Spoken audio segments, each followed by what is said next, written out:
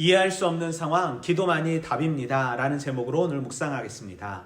노인의 환대로 마음을 즐겁게 할 때 그 성읍의 불량배들이 그 집을 애워싸고 문을 두드리며 집 주인인 노인에게 이 집에 들어온 사람들을 끌어낼 것을 말합니다.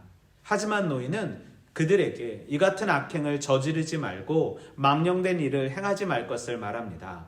그러면서 자신에게 처녀 딸과 이 사람의 첩이 있은즉 그들로 욕보이든지 너희 눈에 좋은 대로 행하되 오직 이 사람에게는 이런 망령된 일을 행하지 말 것을 말합니다.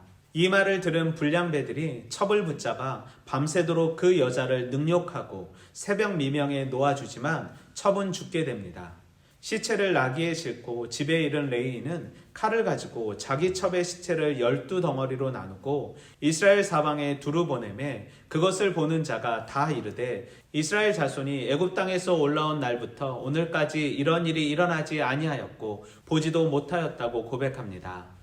불량배들이 찾아와 집에 들어간 레이인과 관계한다는 말은 단순한 시비가 아닌 강제적 동성애를 맺겠다는 말입니다.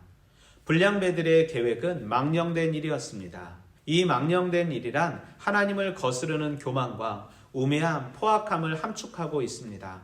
그리고 레이인은 더 망령된 일을 행합니다.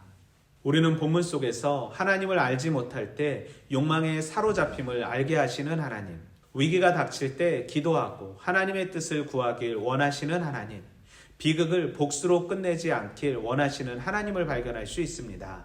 노인은 자기 집에 들어온 레인을 보호하기 위해 애썼으나 뜻대로 되지 않자 궁여지책으로 자신의 딸과 레인의 첩을 넘겨줍니다. 악을 막기 위해 죄 없는 여성들을 희생시킨 것입니다. 그리고 첩은 밤새도록 성적 학대를 받고 죽음을 맞이하게 됩니다. 이들은 망령된 짓을 저항하지 않고 자신들만의 기준으로 좀 더 덜한 악이라 생각한 일을 하도록 권면합니다. 하지만 더 끔찍한 일은 첩의 시체를 12등분하여 보냈다는 것이고 이 일이 출애굽 이후 가장 끔찍한 사건이었음을 말합니다. 레이는 자신의 분노에 몰두하여 첩에 대한 연민보다는 복수가 더 강한 이기적인 사람임을 우리는 볼 수 있습니다. 우리에게 신앙이 필요한 이유는 이해할 수도 감당할 수도 없는 문제를 하나님께 맡기기 위해서입니다. 레이는 복수의 눈이 멀어 자신의 첩을 더 끔찍한 방법으로 죽인 것입니다. 악한 시대 악에 대한 모습에 당당히 맞서 정의와 공의를 세우길 소망합니다.